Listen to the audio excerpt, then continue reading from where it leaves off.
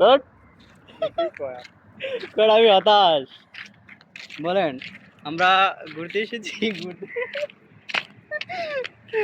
ঘুরতে এসে আমরা বিনোদন পেয়েছি অনেক। হাসান ভাইয়ের হাগু ধরেছে।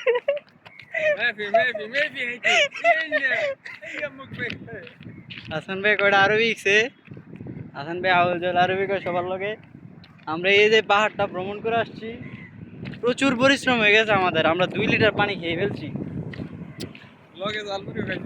লগে জালমুড়িও খাইছি, লগে আবার এটা কি কিনা ছিল, তেলার তেলার টোপা ছিল। আমরা তেলার টোপও খাইছি।